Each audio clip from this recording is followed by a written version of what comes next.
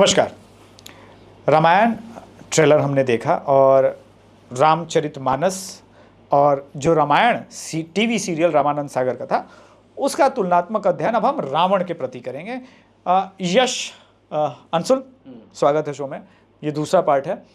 यश ने रावण का character show किया है। मुझे दो चीज़ दिखी, मतलब भयंकर रावण है तो मतलब वो राक्षस है, वो राक्षस की एक्टिंग करनी है। ये मेरा अपना ऑब्जर्वेशन है। रामानंद सागर के रावण में रावण राक्षस नहीं था सिर्फ। आप बताओ कि आपने क्या देखा, क्या अंतर आपको लगा, और मुझे वो भाव बताओ कि इन दोनों के बीच आपको जो दर्शक है क्यों कनेक्ट करें या नहीं करें। जरूर अभिषेक जो तुम बोल रहे हो, इसमें रामायण जो आने वाला है इसके रावण, और जो रामायण जो रामानंद सागर जी का जो रामायण है उसके रावण के बारे में, ये जो रामायण क्रूर दिखाया है, डरावना लगा है। वो जब अब देखो ट्रेलर में ना, जब वो कहीं ऊंचे स्थल पे है और वो नीचे बहुत सारे उसके जो सेनाएं हैं, तो वो किस तरीके से बोल रहा है, किस तरीके से बातें कर रहा है, वो क्रूरता दिखी है। मैं वही बता रहा हूँ, जो रामानंद सागर जी की रामायण थी, जो अरविंद त्रिवेदी जी की जो रामायण थी, स्वर्गीय अरविंद त्रिवेदी जी की जो रामायण थी, वो रामायण, उसमें जो रावण था, वो रावण का रोल बहुत ही, मैं उसमें रावण है तो अहंकार रहेगा बट ज्ञान भी दिखेगा और आयाम दिखे रावण के, मतलब हाँ, ज्ञानी है, हाँ, अहंकारी है, भक्त है, शिव भक्त है, ज्ञानी है रावण, अहंकारी भी है, बट उसको सब पता भी है कि क्या होने जा रहा है, लेकिन फिर भी वो कैसे अपने दोस्तों को, अपने भाइयों को, अपने परम मित्रों को वो मैसेज दे रहा है, इंफॉर्मेशन, मतलब उनको बता रहा है, उस पर बात कर सकते हैं। एक छोटा सा संवाद, मैं छोटा सा संवाद ऐसे कह रहा हूं, मैं इतना काबिल नहीं हूं, मैं इतना ज्ञानी नहीं हूं कि मैं वो मतलब वो लेवल की संवाद कर सकता हूं, बातें कर सकता हूं, याद कर सकता हूं। आपको याद होगा कुंभकर्ण और रावण का संवाद। अरे आइकॉनिक है भाई, वो एपिसोड ही आइकॉनिक। को संवाद ना कह के इसको शास्त्रार्थ कहिए। प्रॉपर एग्जैक्ट टर्म यूज किया, शास्त्रार्थ था वो। इसमें क्या है, इसमें मैं आप लोगों को ना मैं आप लोगों को ना थोड़ा सा, इसमें जो रावण ने जो मैसेज दिया है, मैं मैसेज आप लोगों तक पहुंचाता हूं कि उन्होंने क्या मैसेज दिया है। सिर्फ रावण के उस कैरेक्टर पे बात करूंगा, स्वरूप के बारे में बात कर रहा हूं मैं। और आपको वो जो संवाद आप जब भी सुनना, भी कभी भी सुनना, तो आपको पता चलेगा, जब कुंभकर्ण को नींद से जगाया गया, और जब बीच में कुंभकर्ण को नींद से जगाया गया, और कुंभकर्ण जब रावण से मिलने आया था, तो उसने पूछा था रावण से कि भैया, ये जो मैं सुन रहा हूं कि हमारे समुद्र तल की जो सीमाएं हैं, वहां पे बानरों ने अपना पूरा साम्राज्य स्थापित कर रखा है, वो कभी भी हमारे ऊपर चढ़ाई कर सकते हैं। तब रावण ने बोला था कि हाँ, तुम सच सुन रहे हो, हमारे बहुत से सैनिक मारे जा चुके हैं, खरदूषण, प्रहस्त जैसे हमारे सैनिक, हमारे सेनापति मारे जा चुके हैं, यहां तक कि रावण भी उस युद्ध में हार चुका है। और सबसे बड़ी बात यह हुई कि रावण ने जब ये बोला कि मैं युद्ध में हारा, मेरे शस्त्र छीन लिए गए, उसके बावजूद भी मुझे जिंदा छोड़ दिया गया, ये मेरे लिए बहुत शर्म की बात हो गई। फिर उसने पूछा था, कुंभकर्ण ने पूछा था कि क्या आपने मेघनाथ को भेजा? तो बोला, मैं मेघनाथ को क्यों भेजूं, जब मैं ही हार गया तो मैंने मेघनाथ को नहीं भेजा, तभी मैंने तुम्हें याद किया है। कुंभकर्ण ने अपने ज्ञान से रावण को समझाया था कि भैया, वो भगवान श्री राम है, भगवान श्री राम विष्णु के अवतार है। रावण वहां भी अहंकार दिखाया था, वहां भी बोला था, शत्रु को कभी भी श्री करके, श्री नाम से। अच्छा, एक उसमें बड़ा आइकॉनिक डायलॉग है, मैं भूल गया। जो जब वो ज्ञान दे रहा था, तो बड़ा भाई है ना रावण, तो कहता है, ये सब छोड़ो, मुझे ये बताओ कि एक भाई का भाई के प्रति क्या कर्तव्य है। मान लिया मैंने काम के वश में, ऐसे ही बोला, मान लिया मैंने काम के वश में मैंने विष्णु को नहीं पहचाना, अब युद्ध की घड़ी है, हमारा राज्य संकट में है, ऐसे में छोटे भाई का कर्तव्य बताओ। बड़ा क्रिस्टल लगा वहां कुंभकर्ण कि भाई मेरा क्या काम है। कुंभकर्ण के ना चेहरे पे आप देखना, पुराने वाले कुंभकर्ण के चेहरे पे आप मुस्कुराहट, उसके भाव को देखना। जब मैं इसको थोड़ा मैं और ऐड करता हूं, इसमें ऐड करता हूं, जब कुंभकर्ण ने उसको समझाया, रावण को समझाया कि आप ब्रह्मा को भूल गए। हाँ, जब ब्रह्मा ने कहा था नारद की भविष्यवाणी भूल गए कि भगवान श्री राम विष्णु के अवतार हैं, ब्रह्मा को भूल गए, जो ब्रह्मा ने बताया था कि माता सीता लक्ष्मी की अवतार हैं। तभी ये जो तुमने बोला कि तभी उसने रावण ने बोला कि मान लिया कि मैं काम के वश में, यहां पर अहंकार भी है, मैं भी है और मैंने मान लिया कि मैंने काम के वश में नहीं पहचाना। मैंने काम के वश में माता सीता को नहीं पहचाना, मैंने अहंकार के वश में एक्सेप्ट किया उसने, मैंने अहंकार के वश में अपने प्रियजनों की सलाह नहीं सुनी।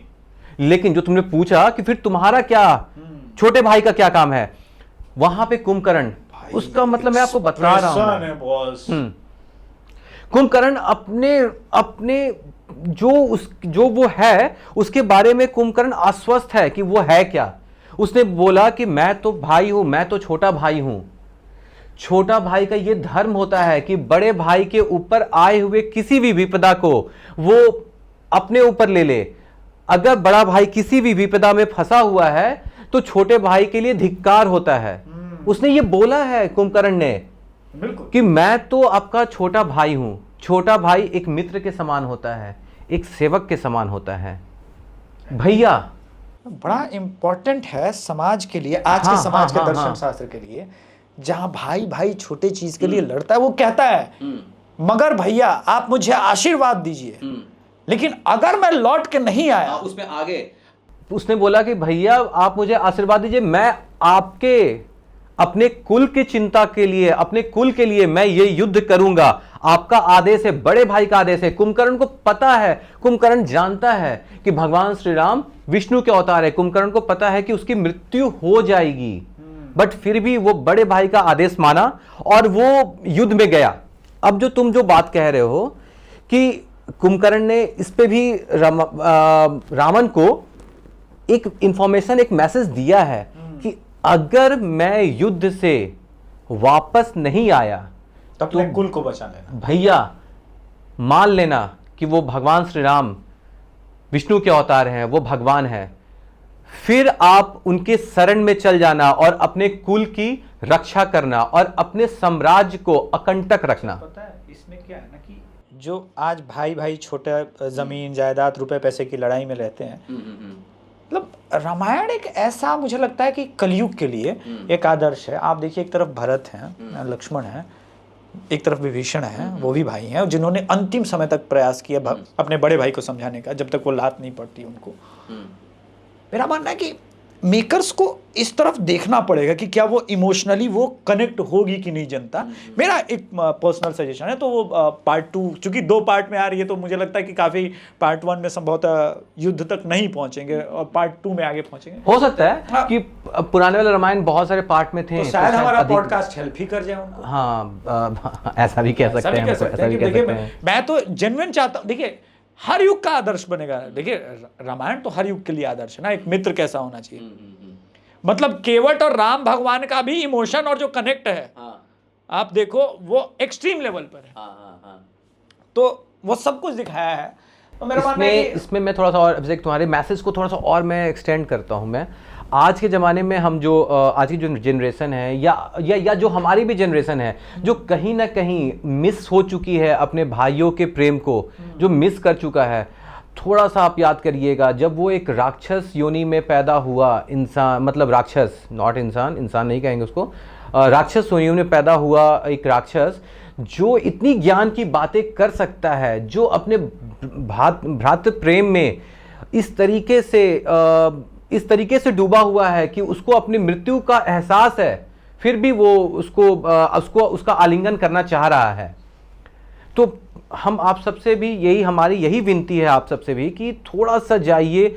बहुत सारे चीज़ें जो अभी हमारे भाइयों में, जो 2 भाइयों में बहुत सारी चीज़ें जो चलती हैं, जो मन मुटाव चलता रहता है, कृपया करके इस पे सोचिए। देखिए 90s टॉक का मकसद भी यही है कि यही मकसद है, कनेक्ट करना, आपको आपके स्ट्रेस से दूर करें। इस वक्त जो एक फास्ट लाइफ जी रहे हैं आप, थोड़ा सा स्लो डाउन हो जाइए, अपने आसपास को देखिए, अपने भाई, अपने मित्र को, और फिर अपने आप से पूछिए कि क्या आप सिर्फ पैसे कमाने आए हैं या इस जीवन के मूल्य को आप समझते हैं मनुष्य योनि में अगर आपने जन्म लिया है तो। यही कारण है 90s टॉक्स लेकर के आने का कि थोड़ा सा थोड़ा सा मैं और बात मैं थोड़ा सा उसमें और ऐड कर देता हूँ मैं। आज की जो जनरेशन है वो लड़ाई कर रही है, मतलब वो जो मतलब गाली गलौज वो जो, चलो हटा उसको बात नहीं करते हम लोग। हम जो कह रहे हैं कि जो चलो ठीक है, जो भाइयों में जो आज में भी हमारे मनमुटाव हो चुका है, थोड़ा सा आप सब ना बचपन में जाइएगा, आप थोड़ा सा बचपन में जाइएगा और आप याद कीजिएगा कि जब आपको चोट लगती थी ना, जब आप गिरते थे ना, तो वही बड़ा भाई उस स्थल पे रहता था जो आपको तुरंत उठाता था, तुरंत संभालता था। और गेंदा का जो फूल होता है जिसको मैरीगोल्ड हम लोग कहते हैं, तुरंत उसकी पत्तियों को घिस के आपके उस चोट पे लगाता था। घर पे आने के बाद आप बचपन के सेक्रीफाइस को तो मैच ही नहीं करते। घर पे आने के बाद माँ डांटे नहीं, पिताजी मारे नहीं, वही बड़ा भाई आपको प्रोटेक्ट करता था। तो प्लीज रिक्वेस्ट है आपको कि फिर से हम उस पुराने दौर में जाएं, अपने भाइयों के साथ बैठे समय बिताएं, उनसे पूछें, उनसे उनका कुशल क्षेम पूछें, उनसे हालचाल पूछें। जाइए बैठिए, गांव में बैठते हैं, आप जाइए उनके साथ कुछ भी गेम खेलिए। ताश, गांव में सबसे अधिक ताश खेला जाता है, कृपया करके आप वो खेलिए। मेरा मानना है कि बस अपने प्रेम को वापस, जो अपना इमोशन है, अपने भाव को जगाने का हमारा ये प्रयास है। रामायण 3 के अगले एपिसोड में हम पार्ट 3 में बात करेंगे रामचरितमानस या रामायण के उन कैरेक्टर्स के बारे में जो इमोशन, भाव से परिपूर्ण है और समाज में उनके बिना, ये जो आज की भी सोसाइटी है, इस तरह के लोगों के बिना कंप्लीट नहीं होती। धन्यवाद।